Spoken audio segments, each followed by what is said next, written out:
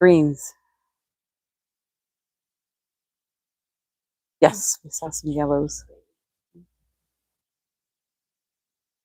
So now what mood? Now we're going to get past strictly what do you see? That's called the grammatical level. Now we're going to go to the next level. What mood is this picture striking for you? Contentment, good. Solemn. I'm going to ask you this. When you give your word, contentment or solemn, give one piece of evidence from the picture that makes you think that. Looks calm. Yeah, it's not a very busy picture, is it? No. But it looks like hard work because you have two horses pulling the plow, and then you have to do like kind of multitask, like drive out there. Nice. Intention. What makes you say the word intention? Yeah. Sorry. That's okay. That's what conversation's about.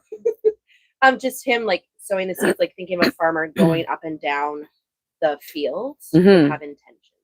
Yes. Like it's a simple task. Yes, it's hard work, but it's not Mhm. a lot of thinking. Right. So you're noting something about his face. Yeah. All right. So anybody have a guess what this artwork is?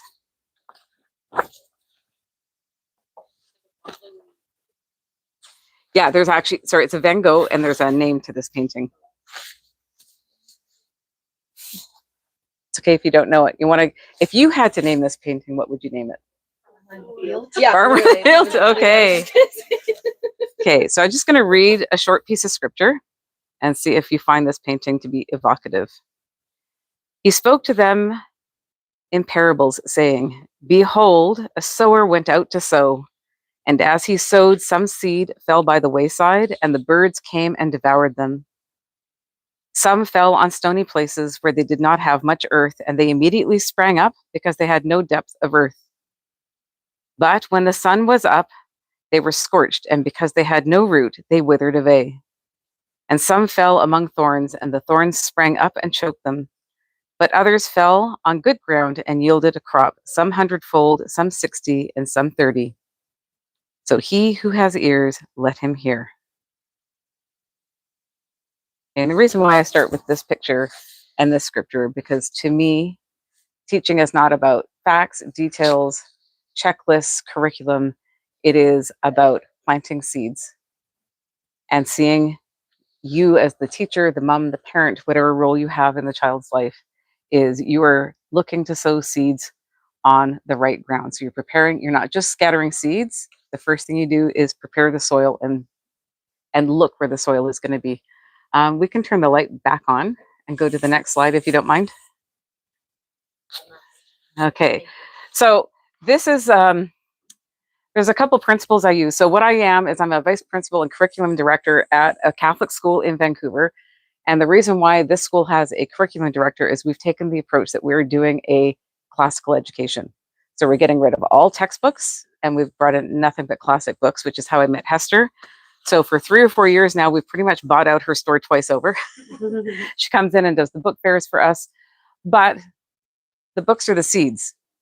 So there's other things that need to go along with that, which is preparing the soil. So what I do is I do workshops with teachers to take these great books and not treat them like great champagne in a paper cup. We're trying to make sure that the teaching or the approach to learning matches the greatness of the books that we're teaching.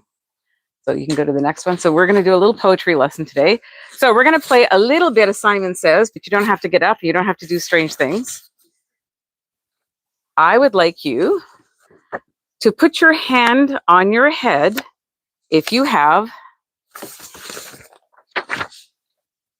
the letter A in your name. Oh, doesn't matter. Okay, put your hand on your head if you have the letter B in your name. Yep. Actually, keep your hand up. If I called out a letter, how about the letter G? Okay, letter D. E. Oh, Do you have a letter D in your name? Letter E. 1, 2, 3, 4, 5, 6. Good. Z. An unusual one. Nope. H. O. I. The letter K. Letter L. The letter M. And the letter N. Is there anybody left that does not yet have their hand on their head? Nope. Did we hit everybody? Okay, so what I did, if you can go to my next slide for me, thank you. Everyone, did you feel left out? But I think we got everybody. Okay, next slide. So we can be super thankful to the Greeks for many things, including our names. I gave you 13 letters of the Greek alphabet with which you can identify that correspond to our alphabet of 26. So what percentage is that? I mean, I'm imagining your kids, right? So what percentage is that? 50%. Is there a different way you can represent that? Half? What does that look like? 1/2? Any other way you can represent that? 0.5? How else? 2? Yep. Okay. How about 13/26 would be another guess? Not a guess, but a good answer. So go to the next slide for me. Oh, sorry. So where did we get the Greek alphabet from? Ancient Greeks. Okay, so here we go. These are the letters of the Greek alphabet. Some of them look very similar to our alphabet. Okay, and if you go to the next slide, please. Okay, so little activity. You'll notice. Take a minute. Okay. I wish I could redo that slide. Anyway, take your sketchbook, the little sketchbook and pencil. Pick any 2 letters. So you're going to go back to the previous slide. Pick any 2 letters from that chart and just draw them in your sketchbook.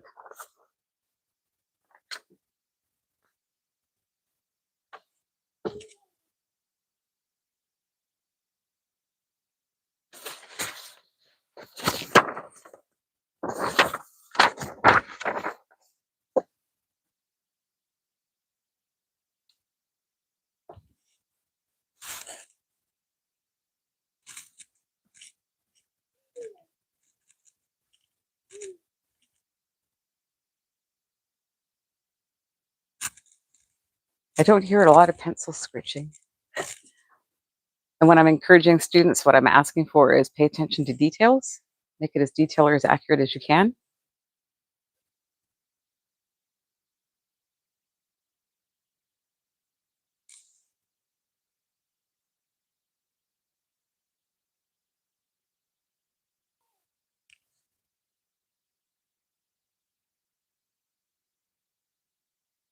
This is going to be very boring for the camera.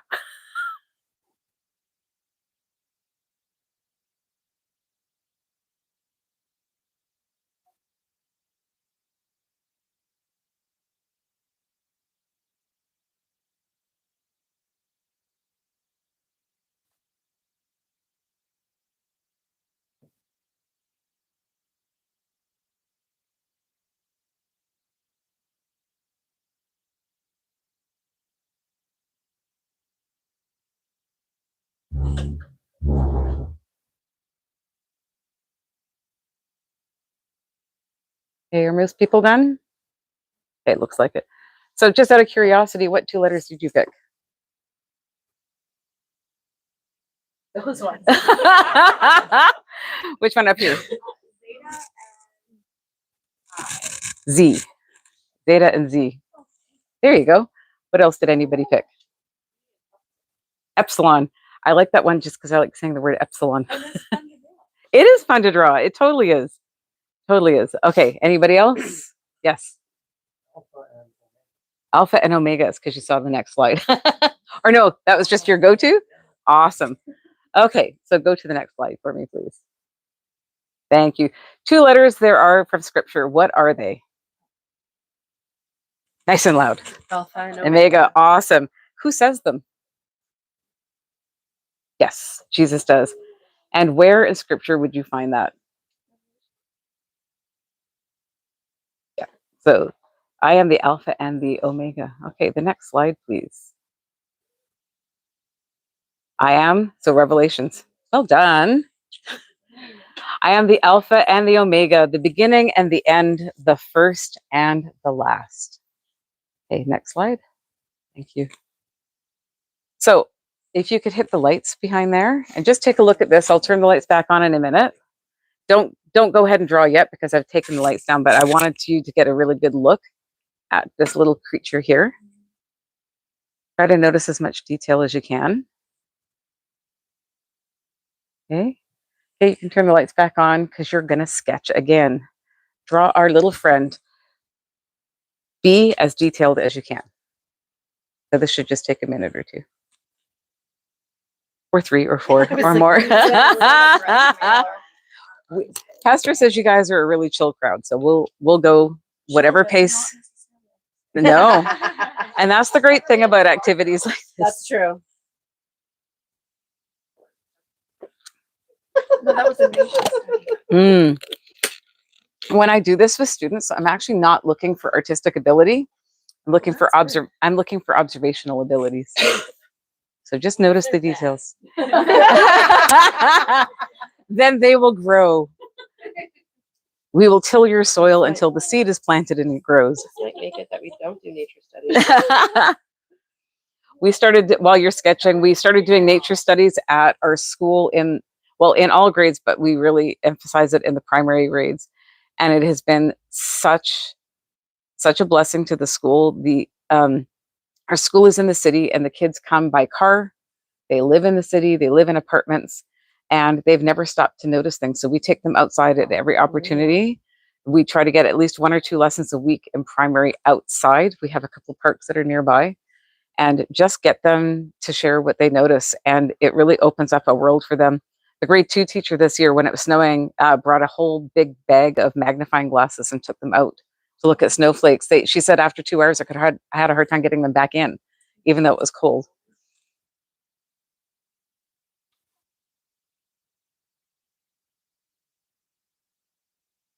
So, and I'm sorry if this presentation is a little bumpy. I'm normally behind the screen, so I get to see the slide coming up. So sometimes my slides take me by my own surprise. So sometimes I'm like, oh, no, go back. So.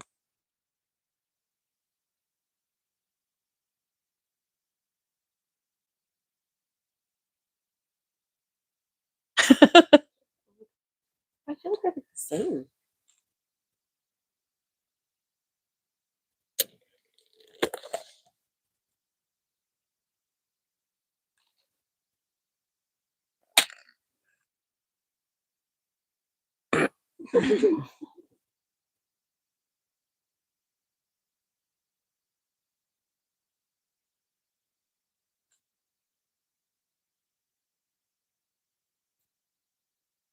Taking art. The more you do it, the better you get. Nature's gonna You're misrepresenting us.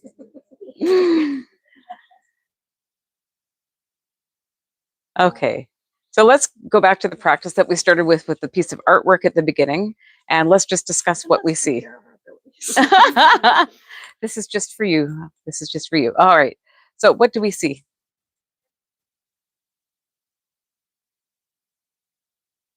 So he's a little bit like a transparent outside. Yeah.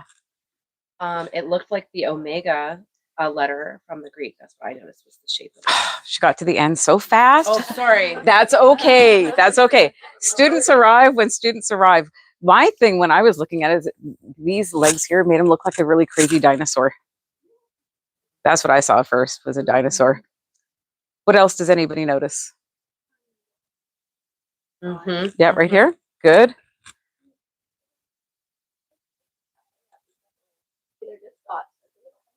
Yeah. And what else do you notice? Segments, good. Looks very full. If that makes sense. Yeah. like plump and juicy. Yeah, like Plump and juicy. If you were a bird, yes, plump and juicy. What color is he? Green and yellow. Yeah. Yeah. Orange. All right. Okay, just quickly go to the next slide. You might have to go back quickly. Okay, stay here and then turn the light out so that you can see the words. Okay, so when I found this poem, really fell in love with it. It was introduced to me by a sister who teaches down in Wisconsin.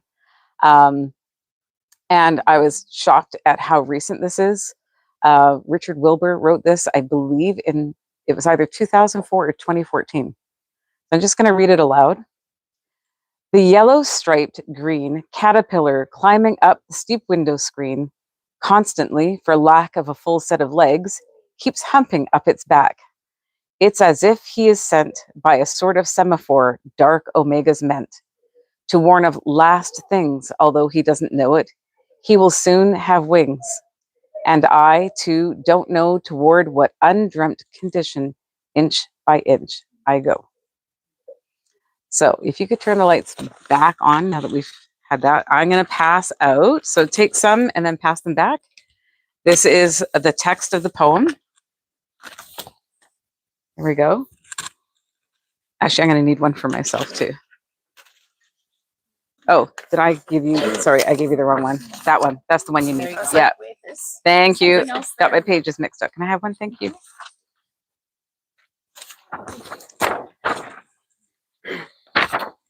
So if I were doing this workshop style where we were all sat around tables within your table groups, you would have a discussion, but this is a nice, warm, friendly group. So we'll just keep it all together as one conversation.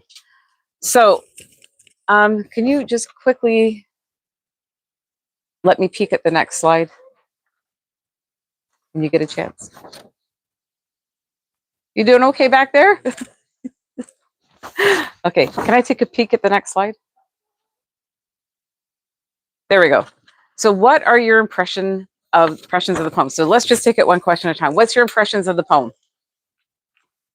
Very biblical. Biblical, okay. What's the evidence you're taking from the text that you think is biblical? One of last things, although he doesn't know it. Last things. Okay, good. Your eyes went to the right place. Okay. What other impressions do you have of the poem? We have the word biblical so far.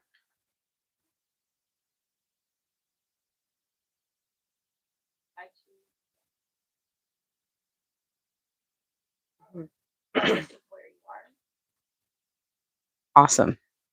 I think I enjoy how they said like the dark omegas, like how they're kind of playing. I go with it. Yes. The thing is, we have to like obviously you see that. So it kind of feels like that sort of I like that. Yes. Okay. Anything else?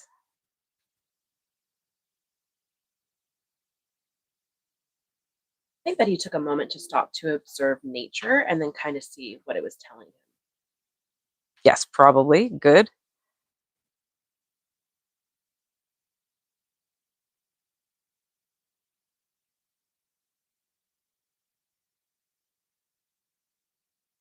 That's beautiful. A lot of people got really stuck on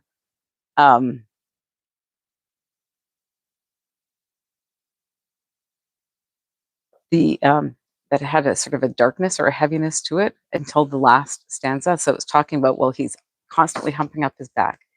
He's got no full set of legs.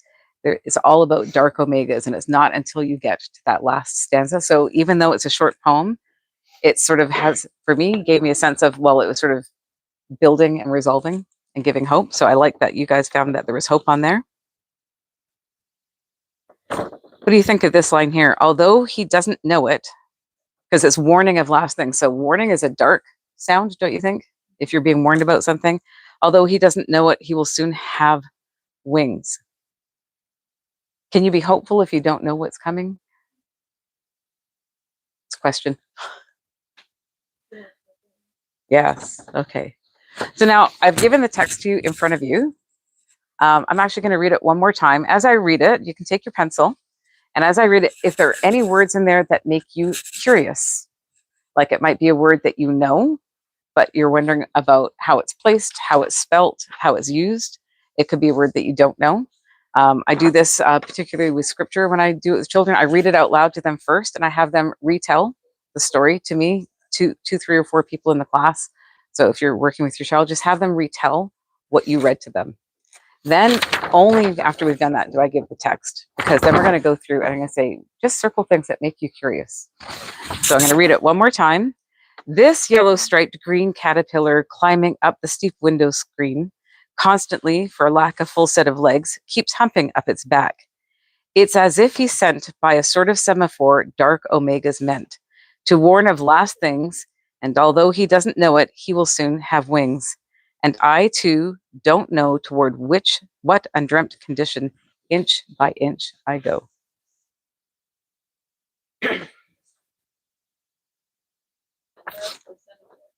Mm-hmm. So, And the wording of Dark Omega's meant. yes, Order of the words. the order of the words. Okay, good. Anybody else? What made them curious? Same I have thing? an idea about the dark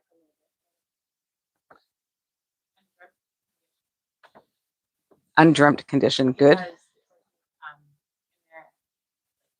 Because, the old man over dreams like usually Hmm. or like children have dreams, but Right. they want to do their older. The idea that an old man would dream dreams. Hmm. Curious, and I think there's sort of thing of undreamt condition. Like usually you see older people as in the undreamt state, they don't have dreams anymore, Right. and that they're dying. But there's this condition where there's undreamt. There's still more that we can see because we know about the caterpillar and the butterfly. Right. But I think that's very curious. That's very curious. Okay. Anybody else have any curiosity about the text? Okay, so we know he's going to make something of omegas because it was in the picture of the inchworm. He's an omega. All right. So what's a semaphore? Does anybody know? I was in Girl Guides and Brownies, so I knew this. But then I'm a word nerd, so I always, if I'm curious about a word, I always go to the etymology. So if you want to go to the next slide for me. So again, back to our awesome friends, the Greeks. Sema means sign and phoros means bearer. So sign bearer. So now our little omega shaped worm, maybe he is a sign bearer. I actually, by the way, did actually have to get a patch in Brownies by memorizing my semaphore signals. I don't know what they thought a 7-year-old girl would need semaphore flag signals for. You never know when you have to Yeah, put an never. airplane down in the middle of the That's right. wilderness. Never know. All right. So this is also word etymology is such a beautiful way to introduce a lesson. Like if a child is stuck on a word, you don't just tell them the meaning of the word, or let's teach you how to use the dictionary to look it up. If you can unpack the meaning of the word, what's really interesting, I mean, you can say it's a signal or a sign, but this has sign bearer in it. That means there's somebody is bringing a message. It really enriches the word. I'll give you one of my favorite examples. I'm going to segue for a second because I'm ADHD and I love rabbit holes. So one of my favorite words when I really first got stuck in word etymology was tantalize. So something's tantalizing. What's your common experience of the word tantalize? Exciting? Sparking interest. Sparking interest? Luring? Mhm. Okay. So the story, the tantalize, comes from the word tantalos, which is a Greek myth. Tantalos was punished. And his punishment was that he would be forever hungry and be able to go to the fruit tree. And no matter how hard he reached, the fruit was literally not out of his reach, like literally at his fingertips. No matter how high he reached, it would only just graze his fingertips. Or he would go to the river and be thirsty and he would bring the water to his lips and the water would run away from his mouth. He would be that close. So now when you think of the word tantalize, doesn't that unpack it quite a bit? Okay, so we can go to the next slide. Thank you. Okay, so I also noticed that there was capitalization. Where do we normally expect capitalization? Right, and also people's names. Okay, but we have some capitalization in here that is neither the beginning nor anybody's names. What are the capitalized words that jump at you? Last things. Okay, next slide. So what are the 4 last things? Does anybody know this one?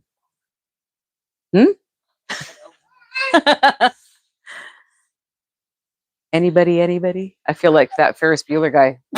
Anyone? Okay, so let's go to the next slide. Death, judgment, heaven, and hell. Those are the 4 last things. So do you feel any hope from the poem? So we talked about it a little bit, but where's the evidence from the text that despite the fact that there's dark omegas meant and that we're talking about last things, which are death, judgment, heaven, and hell, are those hopeful words? Well, heaven is. Yeah. So where do you see the hope in the poem? Recap it if you've already said it, it's fine.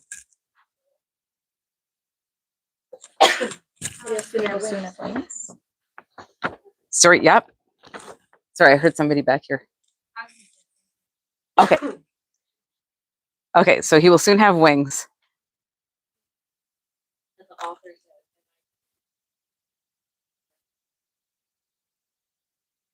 Yes. Nicely done. Nicely done. Okay, next slide. All right. So I won't make you sketch a game, but again, if I was doing this with a nature class, I would have them. So that inchworm, I did an image reverse search on Google because I didn't want just a butterfly. This is actually what those are. The inchworm as it's pictured in there is likely either one of these 2 moths. I just think that's so pretty. All right. And then, if I was also, I think it was the grade 2 classroom because we did a nature study. This would be a good segue too. You could even, I'm always just spit ticking ideas here. They just did a lesson in symmetry. So this is where you can bring in the math that you were talking about last week because, okay, where do you see symmetry in this? So you can get the student to come up and point out where the line of symmetry is. Okay. Next slide. Okay. So technically we're doing a poem, but we covered a lot of subjects. So what subjects did we touch on with this poetry activity? And can you support with an example? Science. Good. What's first the evidence for that? Awesome. So we had science. Sorry? Art, because we sketched. Yes. Yep. Grammar. What did we cover in grammar? Awesome.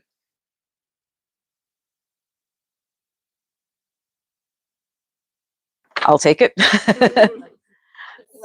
Also careers, because you don't know what wrote careers. Sure. All right. We reached. That's right. Yeah, this is very natural to you guys. I'm probably, most teachers are used to doing subject by subject. And so this is really a way to show how, even though you're doing poetry, you're covering off a lot of things. You can get a lot of assessment out of one little activity because you're always constantly linking it back to things that they've done before, right? You're stocking, to me, it's like stocking the grocery shelves in your brain or in your child's brain with all these good pieces that don't necessarily all fit together until you get the recipe card and then you go shopping and you pick all these things off the shelf and now you've made, for me, a lemon cake. But anyway, okay. Any other? You can actually make it into PE because it could be more of like a mental health side of things. Sure. The inch by inch I go, like no matter what, you kind of still go along. Oh, and hey, if I had primary kids, show me how an inchworm works. Yeah. Yes. Yeah, exactly. We didn't. Oh, yeah, I touched math. What else did we do for math? Way back at the beginning of the slides. Fractions, percentages, decimals, right? Religion, that was heavily in there. So we talked about scripture, etc. Okay. Language.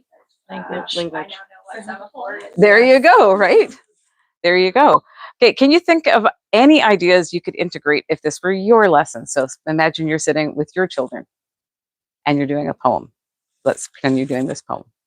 What else would you do? Because I don't know what goes on in your home, so I don't know what connections you're making with your child, because it's going to be very particular to each family. Probably would have looked at like the line. Okay, good. We would say, does it remind you of, like a parable or a story in the Bible? Right, good. What else? I would probably have him go outside and And you get a 15-minute cup of hot coffee. Right? Shoot, they're not out there, guys. Yet. Yeah, exactly. Anybody else? Like usually when I'm looking at stuff like this, I'm thinking, oh man, if I were doing this at home, I would do that, because I, again, like rabbit holes. I'd incorporate some art. Yeah, Yes. probably do a For sure. painting like watercolors. Good. My Yeah. Okay. Definitely, like the copy work part, I would make that. Nice. Copy work, penmanship, right? I think I would actually talk about like where we're at in life, like how difficult life is. Because I had a 10-year-old and like hormones. So, like, life Right. is hard and it's difficult and inch by inch and I don't have legs and everything's hard and all this. So I definitely would. See, I love that. I love that. Yeah. I just, by the way, I have 5 children. I did homeschool when they were younger, and then life took a lot of tips and turns. So I've done a lot of things, but I feel like I just graduated because my youngest just turned 19. Oh. I am off the clock. I celebrated my 60th is coming up next week, and we celebrated her 19th last week. And I just like, I felt like that was more my birthday. I hear that. My kids still need me, but not in the same way. No. Not in the same way. I So think I would do that asymmetrical kind of art where you could fold the paper in half and they could almost put paint on it, smush it together, and see what it would do Right. on the side. I mean, the interim itself is almost symmetrical as well. I mean, he does have an eye at one end, and I'm not going to question what's at the back end, but but the basic shape, you could fold that in half. You could even go back to that Greek template of all the letters and ask your child, how many letters here have symmetry? Mhm. And see if they can circle them, Mhm. right? So it depends on what age and what stage your child is at. Okay, next slide. So we touched on math, religion, language, arts, science, history, and art. And now, can anybody think of a subject we didn't cover? She's so smart. So I'm going to give you a little treat. I actually did make my teachers sing. So come in here. See the look on my face. There we go. Here we go. When you catch the melody, I hope you're brave enough to sing along. Come on, why is this not going? 2 and 2 Okay. are 4. 4 and 4 are 8. Whoops. What'd you do? I just tried to make it bigger. Just ruined the moment. There we go. There we go. We turn the lights out for anonymity. Now you can sing. I love Danny Kaye. Here you go. measuring marigolds. You and your arithmetic, you'll probably go far.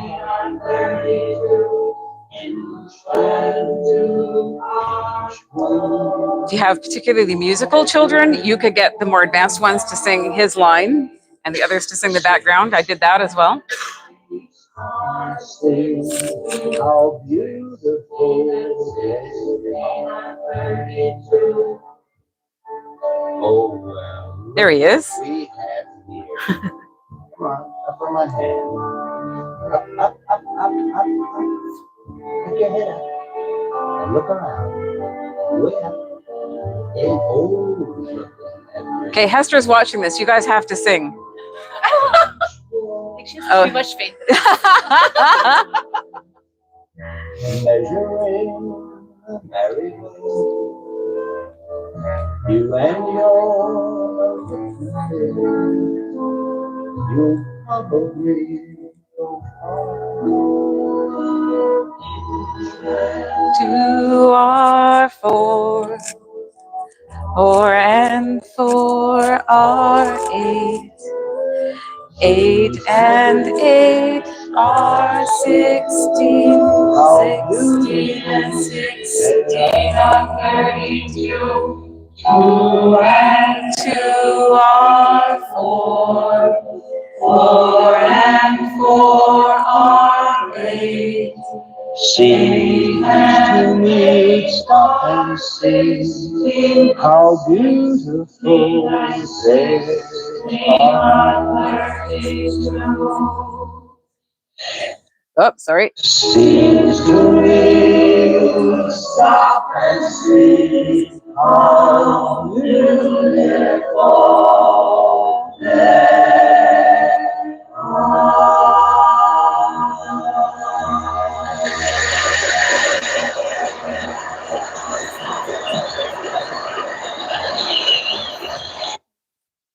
All right. I don't know if this will let me. No. 2 and Sorry. 2 are Okay, so we're going to close that now and turn the lights back on. Thank you. And I'm going to shimmy back here. That was Danny Kaye. That actually, does anybody, oh, I'm so old. Does anybody know what movie that came from? You guys are not old movie buffs. He actually did a movie of Hans Christian Andersen. Oh. So if you guys like that kind of thing to show to your kid on a rainy day, it was a really adorable movie. Oh. I don't know how accurate it was, but it was lovely. So I have a question for you. Why would I show you all this? Why would Hester come and make me take her place today? Yeah. So I appreciate it a lot of inspiration. well, because I think life is not compartmentalized, but we tend to teach compartmentalized. And so then there's no impetus or meaning in the lesson on math if it's not connected to things. So I'm constantly making connections. One of the other things we do, I'm sure you all do it too, all of our classrooms have a timeline in it. And in our school, K through 7 is basically a massive timeline. So what we do is we start in kindergarten, and all the stories and themes will center around ancient civilizations. So Egyptians, nomads, the first peoples, et cetera, et cetera. Grade 1 will focus on ancient Greece. So they'll do Greek mythology. Last year, the grade 1 class did the play of Helen of Troy, and this little girl, her only line, because she was having a Troy, she stood on stage, she goes, "It's so hard being this beautiful." She was so adorable.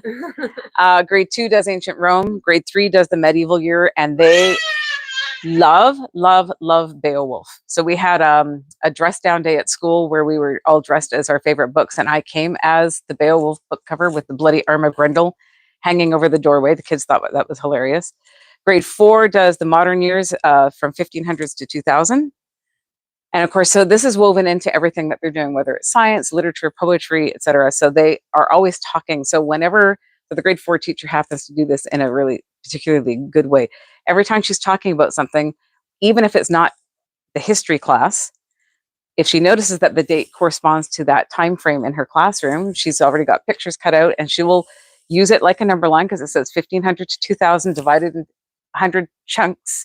So she'll go, okay, so where does 1786 come from? So they're now in the mode of this. So they'll go, it's between 1700 and 1800. So she'll go over with their pointer and she'll say, okay, well, how far between 1700 and 1800? So now they're estimating. And this literally breathes through every aspect of her lessons. So it becomes this great way to integrate things, is to turn to history. It's a good sort of anchor point. Grade 5 then is the standalone year where we do Canadian history and geography and parliamentary systems. Grade 6 goes back because we're now having a long 8-year conversation. So grade 6 goes back now that you're supposedly a more mature student and you're not in kindergarten eating erasers and trying to get out for recess. They go back and do all the ancient culture. So they do the story of Gilgamesh, they do the Babylonians, the Syrians, etc. Grade 7 then goes back and revisits the medieval years. And they do things like Chaucer, Canterbury Tales, Shakespeare, that kind of thing. And so this theme is constantly playing out throughout the school. So it's good. What we've noticed within the students is they're asking more often curious questions like, well, why would I be born now? Why wasn't I born in 1782 or 1066? or why was I born here and not there? So they're asking bigger life questions, not because I'm saying, so what do you want to do when you grow up? It's because we're presenting to them great ideas and themes all the way through, and they get a sense of how grand time is. Now, our school also has the blessing of an atrium. If anybody's familiar with an atrium, it's Catechesis of the Good Shepherd. So we give that for kindergarten through grade 3. We're expanding all the way through grade 7 eventually, but that's teacher training and time to do the teacher training. But they have a lesson within the atrium called the Fetusha. Word nerd alert. Fetusha. Who knows where the word Fetusha came from? Okay, think about the pasta you eat. Fettuccine, Fetusha. It literally means ribbon. I found that out this year. So what they do is they have this ribbon that's a grosgrain ribbon. It's on this huge long spool, and they take it into the church and they put one end, which is the beginning of creation, at the back of the church, and they unroll it until it gets all the way up to the altar where we are now in sort of the redemptive years. And so it goes through the creation history of us as Christians. And so when we do history, the kids will say, oh, I remember that from, so we're always tying this in. They remember it from the Fetusha lesson. So they're always getting refreshed on how grand the plan of creation and being here is, and how even though you might be small in the scope of that, you're here for a reason. And so even though it's small, it's also significant. That small does not mean unimportant.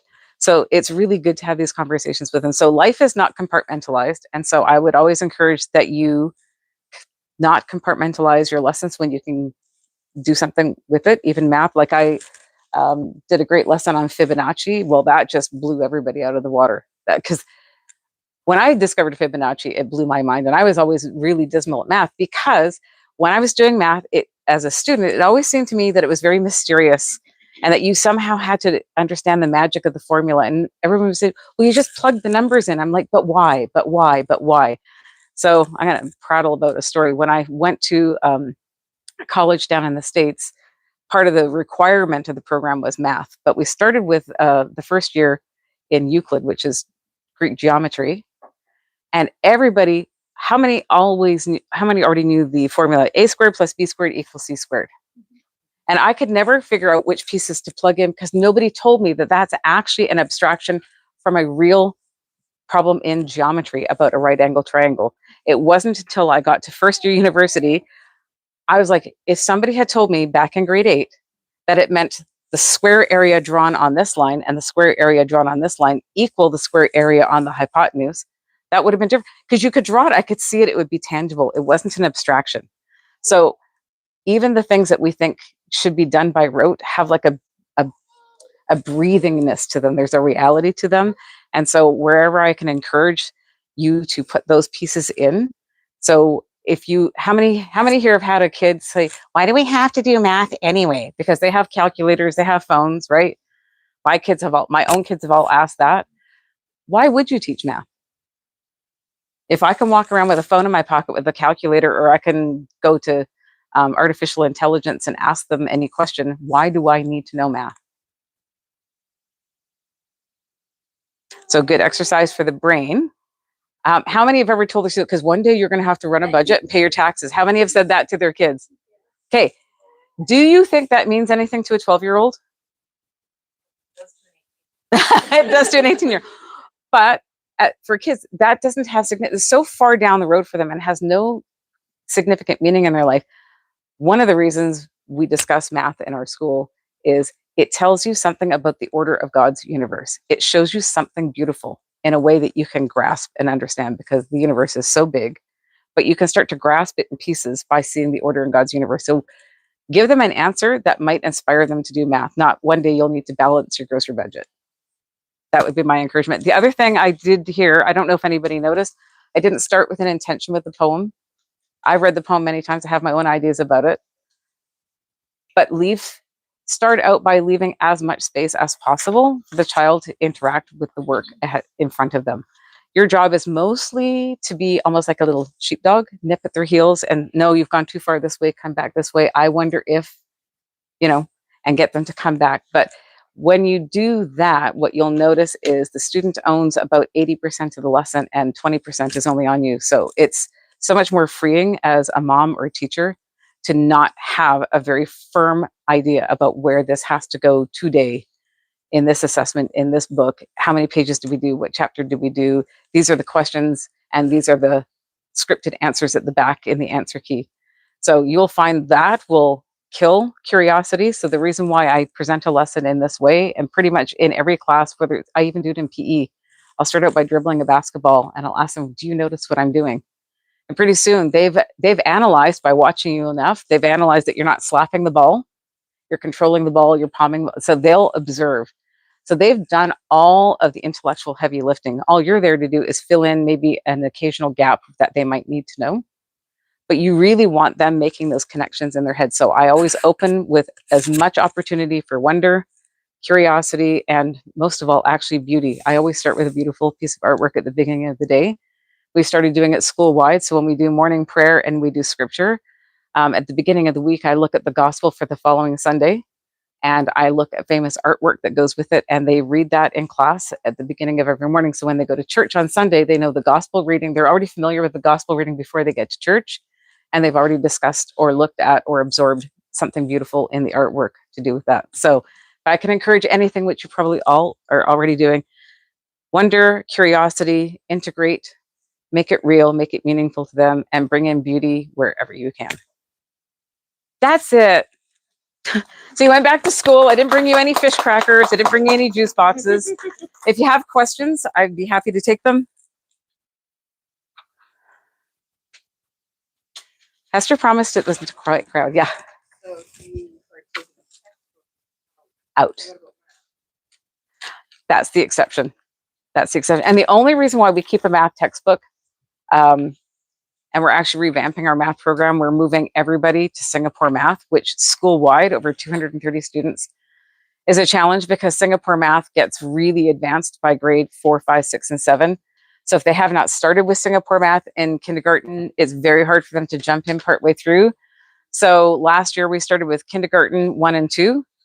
When they get adapted, so then that grade 2 student will go on to grade 3. So now the grade 3 teacher can bring up Singapore. So it's going to take us about 4 or 5 years to get through to Singapore Math. The only reason to use a textbook for math is a really good program like Singapore or whatever program you choose. They've already thought out the scope and sequence for you and how to do all those little sort of spiraling steps all the way through. So it's kind of like scripture. I can read scripture and bring my own thoughts and feelings and thinking to scripture, but there have also been the great church fathers and many people centuries before me that have already had great thoughts about it too. So it's, so pondering the deeper questions, somebody smarter than me has already done a lot of the heavy lifting. So for math, I would do that, but don't let it make you rigid. So we will stop math and take them outside and do math outside. So great movie that we showed the kids, I think in grade 3 or grade 4, Donald in Math Magic Land. Has anybody shown that to their kids yet? Write this down, Donald in Math Magic Land. You watch it first with a cup of tea or a cup of coffee, whatever your poison is. Watch it, you will be blown away. So once they've watched this movie, I give them usually a treasure hunt. Go find the things from the movie because it talks about all these mathematical formulas and mathematical shapes in the movie. And they show you where it happens naturally in nature and where it happens in art. So the Greeks are very good about the golden ratio. This is all in this little Donald Duck movie. It's free on YouTube. It's 27 minutes long. I never get tired of this movie. But then you can go check out an art. If it's raining, you don't want to go outside, take out an art book and ask them if they can find an example of the golden ratio in the art book. So making it real is where it really matters. So the textbook gives you the security of knowing that you're doing the proper scope and sequence, but don't let that be everything. Don't let that be everything. That would be like eating only rice and boiled chicken every day for the rest of your life. It's all the nutrition, but I'm not going to be inspired to eat it after day 37. Or I have day 7. Right? Yeah. I've done that. Anything else? Yeah. So I feel like I'm on the other side of the spectrum here, and like I know my daughter is too, with a very literal thinker. Okay. So this was difficult. Okay. Like I read a poem and I'm like, I hear words, but I don't understand. until someone starts to talk about it. Right. I'm like, oh, I can feed off that. Okay. And my daughter's the same. We're reading Peter Pan, and she was so emotional that they were flying. She's like, Mom, it doesn't make sense. And my husband and I were like, okay. Just let it be. But so we like our childhood. Like Yes. me and my oldest. Like younger ones. Yeah. Me and my oldest, we like our checklist. Okay, math book is done. Grammar book is done. Okay, spelling is done. And so how do you, I guess, I don't want to say that you're saying your way trumps like the Yeah, yeah. or whatever. Like how do you, I guess, combine it or blend them? Excellent question. Okay, so the first thing I say is everybody's personality is very different. There are those that just love to make sure that they have checked every box on their list. I have 2 of my 5 kids are box checkers. But you also need to, and that's great because their accomplishment comes in the task, which, I mean, how many of us would love to say that the task makes them happy, that in and of itself is fulfilling? So that is never to be squished or squashed. Great poetry and literature, though, is meant to inspire and enrich the imagination. So for those that are very checkbox oriented, how did my son say it? Because he's an extreme introvert. He goes, the goal for me in my life to be a fully human person would be to be better integrated. So because I'm an extreme introvert, I have to put effort into my extroversion, knowing that's naturally where I sit. Exactly. And so the second part of that that's really cool is if you notice when we started with that painting, I didn't ask about feelings or interpretations. It's just literally, what do you see? So if you're doing a poem or a short piece of prose, or you're reading through a book and she's getting frustrated by sort of the mystical aspects of it, just take it down to, well, let's just look at the words. What do you think the words themselves mean? So you can unpack the meaning of a word and see if that gets her excited. You could even ask her, so, okay, so you don't understand why they're flying, but the book has them flying. Maybe ask her, why do you think the book has them flying? What would be the benefit of flying? What would be the fun of flying? Yeah. So you've got to find ways to sort of hook her into the part of her brain that is not as analytical, which is to enrich the imagination. Yeah, It is. it is. Girl, it doesn't make sense. Yeah. And what do you do? I don't know why you can. We did Station Imagination with kindergartners, like when my number 1 was in kindergarten, and it was like drop my brain. Like it's very great. Like everything is integrated. Like it's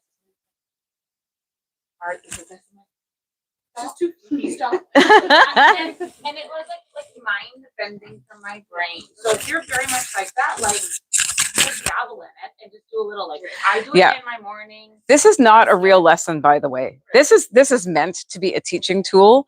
So I mean, for me, integrating it at that level with that many things actually flows very naturally, because one idea it's just the way my brain works. It does connect to the next, to the next, to the next. And I resist check boxes like the plague. So I'm the dead opposite.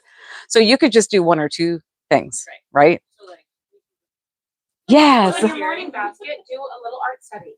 Yeah. And then do a little poetry reading. Yeah. I didn't say that out loud. Yeah. do a little bit, like, and then you do like one little, yeah, like, oh, and we'll just go away. Like, and then Yeah. you just kind of just keep going, and then Nature studies are actually really good. So notice we progressed through what we call the grammatical, the logic, and the rhetorical stages. The grammatical is literally, what do you see? The logical is, what do you think it means? And the rhetorical is to take it sort of beyond the bounds of those strict checkbox levels of things, right? The nature studies isn't about being artistically proficient. It's about raw data observation. So if you pick up a pine cone, can she see the spiral in it? Like, is there? Can she find it? Right? Can she count the numbers on there? So like you can make it really, really concrete. my next question is, I don't want to come off as kind of like spacey or something, but That's okay. I'm 35 and I'm doing just fine. Yes. Okay. So there's that, and that's a tension that exists in everybody, right? So you have your natural way of doing things, and so that's your comfort place. Right. But that, so I'm not knocking you. No, I'm genuinely curious. Yeah. I feel like it's a big pull to not be so analytical. And I'm just curious, like, why? Like, what is the goal? And not in a bad way. Yeah, yeah. What's the benefit of What's the benefit? That's the benefit. Yeah, like, Okay, tell me why. tell me why. um, you can answer. I was going to go into the true, the good, and the beautiful, but That's go. exactly. Yes. I was gonna say goodness, truth, and beauty. Yes. And your schooling stops with you. Like your kids are limited by your limitations. So Yes. like Hester was saying last time, to lean into it. This is where I'm Yes. limited, but this is where I limit my kids. So if I want them to have the best thing I could possibly get, I'm just gonna lean in. I'm Yeah. gonna be excellent at it. I'm gonna pursue goodie. Truth, goodness, and beauty. Thank you. I'm gonna pursue those things. Yeah. Even though if it's not my forte, whatever, but maybe one of my kids is, but I want even the ones who are more like me to have like A bigger whatever Yeah. your son was saying. And Sorry, this one back. I'm very much very. I have 5 kids. Them are like very artistic.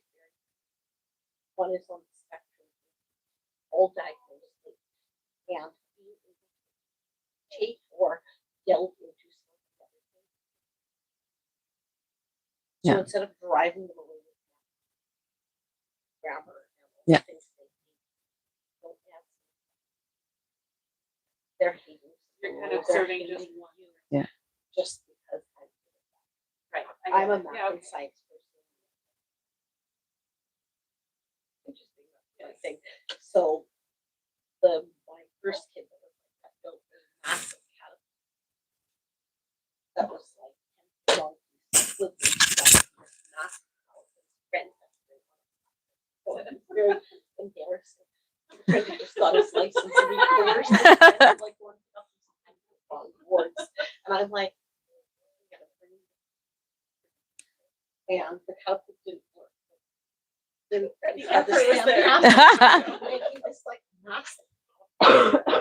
And we burned it after. So like, and now he's in pain. Not very. Paper. Like, I get it. I get I'm it. not So it's going like to pray. it expands their Yes. future. and he's building Yeah. beautiful things. I'm going to go back to using my son as an example because I mean his introversion was really extreme. Like he was very good at computers, so he looked like that kid that gamed in the basement, 20 something years old in his pajama pants living in the basement because he was up all night sleeping all day. But then so even though that's his natural way of existing and it's very comfortable for him, that's standing from the outside, it's a comfortable life, but it's not a full life. Right. So I'm really grateful to whatever moved him to understand that ultimately that was going to not be good for him as a complete human being. So he knows he will never be naturally extroverted. He's in a nursing program right now, doing a 4.25 GPA, I might say. So he's doing nursing because he said, I need something that's going to stretch my ability to do things academically. Because if he hits like a plateau and there's nothing more to learn after that, he gets bored. But he said, I have to have a deeper purpose than just the fact that I'm comfortable doing things my way. And so he really had to push himself. So now, I'm on camera, so, now he can give catheters to elderly people without being squingy and hold their hand and be comforting to them at the same time, which he could never have done 3 years ago because he leaned into his So it's just gonna be uncomfortable. open to other things, Yeah. essentially. Yeah. And I Which I think agree with. I think you might be surprised at over time as you look at it Takes time. and take like 1 degree of change, right? Like just working at it slowly, I think. And then you might I think we've kind of over emphasized art too, that it has to mean something. Like we're always about the interpretation Yeah. a lot of the time. And I think just actually understanding the beauty of it or seeing the differences and even like from Van Gogh appreciating it. versus someone else, like Michelangelo, like what do you see differences, right? Yeah. She's very Analytical. logical and Yeah. analytical. That's What's ideal. the difference? Yeah. And then, it just grows from there, right? Bishop Barron gives this this absolutely amazing talk on the true, the good, and the beautiful, and how beauty in education and in evangelization is actually the thing. So we want to be buried in the truth. We want to do the good. But the thing that actually turns the heart is the beautiful. So he was talking about this fellow who went on to become the Archbishop of Paris. He was a Jewish baby during the Holocaust, and his parents were scared for him, so they gave him to a Christian family. So he was raised by a Christian family. They didn't try to preach to him, but they kept him safe and they raised him as their own. And he was very agnostic and sort of arm's length about it. And then one day he was in Chartres Cathedral looking at the great big stained glass, and he was just blown away by it being beautiful. And so you would never say, look at that glass, stained glass in Chartres Cathedral. What's it good for? Right? It's not good for anything. It's good in and of itself.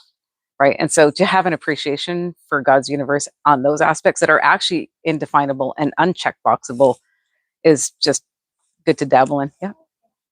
And if I could take it, maybe anything. I have a super literal husband and a super literal 5-year-old. Like I see the beauty of that side of it. Mm. What you find beauty in being literal, I won't. And you'll see God. You'll see all these things. It's all like you need. Yeah. But you know, it's like we all need to. But like you might find beauty in like the super, I don't know, literal or like mathematic equation of something, and like boom, be blown away. That's wonderful. Like we're not all carbon copies. We're all Yeah. seeing it so differently, and that's way cool. See, and I'm the kind of person, I make my boss crazy because I'm like, but we could do this and we could do that. And he's like, yeah, but have you documented it? Oh, right? But I need those people because otherwise I go off in 100 directions and not get anything done, or I get it all done, but then be exhausted. So it's, checks and balances, it's just really being, always aiming toward being as well integrated as you can. And I liked your answer, which is you have to lean into it. I'm stubborn. So I know this is not normally the kind of talk that Hester gives, and I know it's mostly geared toward schools and school teachers, but I hope that there was something valuable that you could take away. Mm-hmm. These things actually just naturally pop up. And if it's here's one thing I do know. Blah, blah, blah, blah, blah. When you're excited about something, it really catches the student on fire. Mm-hmm. It really does. Like the fact that I get blown away by the Fibonacci sequence, I'll go show it to the grade 7 classroom, and that's all they'll talk about for a month. And they'll say, I saw it here and I saw it there because I got excited and I shared my excitement. I got excited about classical music. I have a 16-year-old son. That's all he'll listen to. You did so good. Yeah, well done. Pat yourself on the back for that one. More time when they don't share my excitement. I know. I was gonna ask you. Yeah. You're not needing them to see what I see, or like even what I said there, not needing them to be inspired by what I am, but like being just like to be, because I love learning. I'm a great teacher. I'm learning that there's a difference because, like you said, to be like a sheepdog, to like lead them to it. Yeah. Really not easy for me. Like we just are doing the human body, and I got so excited, and I was tying in hymns and doing all of this, and then that night, after we had like the best day with it. And we're talking, and then I was like, oh, we do narration to tell Dad at dinner. Like, okay, everyone tell Dad something you learned. Practice that. Cricket. I was just like, isn't that so awful? Actually, heart hurt. And my husband's like, that really hurt you. And I'm like, how can it not? And I have like from 5 to 12. So I've got quite an age range. Yeah. But how to, like, I don't know if you have tips there. You seem good at it. It's really hard. I get really hurt. Like I did these presentations for teachers, and they are not as comfortable being a little bit of a hot mess like homeschoolers are. So they're like, You've come to the right place. Yeah. so they don't like to, and it's funny because my frustration in classroom is when I see students not willing to be risky and to say a wrong answer. And I just say, just phrase it. I'm not sure if this is the correct answer, but ... that, and then throw it in there if you don't want to be wrong. I mean, it's okay, right? Yeah. But then I see it in the teacher. So there's actually evidence that how you are as a teacher is how the student will progress. But so it's hard because I'll sit there in front of this great big audience and they'll go, and then I'm feeling awkward. And when I get anxious, I can't stand silence. So I start getting all the verbal diarrhea. Sorry, Hester. There just are going to be those moments what excites you doesn't excite them. So you can ask an open-ended question. Mom's really excited about this. Maybe you're not. Is there what about this is making you curious? What would you like to know more about this? A little anecdote. The grade 3 teacher was, I've been teaching them a method of lesson planning called mimetic lesson planning and mimetic lesson delivery. It's a whole other thing. I can't unpack it today. But so I go in her room to observe her doing one of these lessons. So her kids were going to go to the Museum of Anthropology, and they didn't know what this is grade 3. They didn't know what archaeology was. So the old way is, this is the word archaeology. This is the meaning from the dictionary. This is what it looks like, and this is what we're going to go see at the museum. That would be a typical lesson. What she did, God bless her, is she took 4 photographs and she did the what do you see game. So 1 photograph. So it was person digging in a garden. One was somebody digging the foundation of a building. One was an archaeological dig. And I forget what the 4th picture was. And she's just asking the students, what do you see? What do you see? So after she's shown these 4 archetype pictures, she says, what's the same? Oh, well, they're all digging. There was dirt. There was this. And they were all digging. What's different about them? So she's thinking that this is going to take them a while to sort of narrow down on this.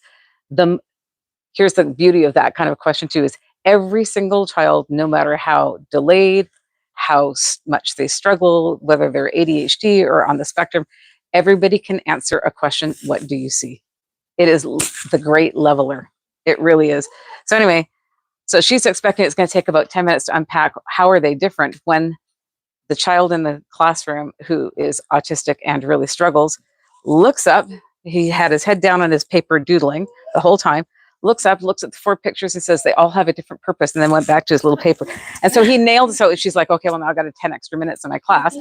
So now she's unpacking the word archaeology.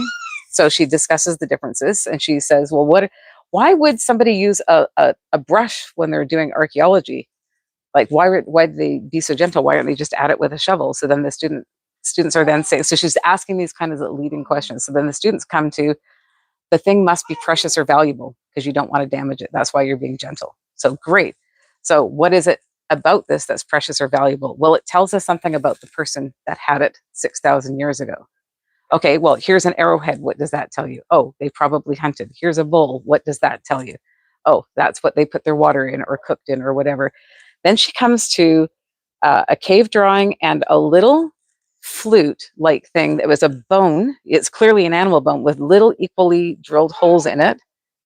What does this tell you about them? Because she's trying to get to the idea that they appreciated beauty and art and music. And this one little girl at the back, because don't forget, they're ready to go to the Museum of Anthropology. She puts up her hand. She says, this is a girl, in all the months I've been going in and out of that classroom, this girl never puts up her hand. She never volunteers. She never answers questions. In her little tiny voice, she puts up her hand. She goes, I wonder if it's an animal call. And the teacher goes, oh, that's an interesting thought, and then moves on with the class. This teacher happens to have a daughter who's doing her PhD in history, goes home, and they're debriefing their days. She says, this is what I did in my class today. It was a new way of doing a lesson. And this little girl said such and such. And her daughter says, just a second, Mom, goes into her bedroom, comes out with an archaeology textbook.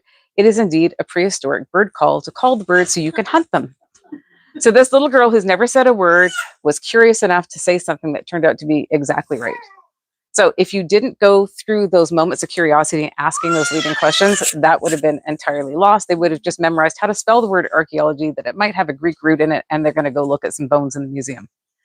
So that to me is where the richness of learning is. Actually why I chose to homeschool my kids, was to have that moment. And I can see I'm done. Bye.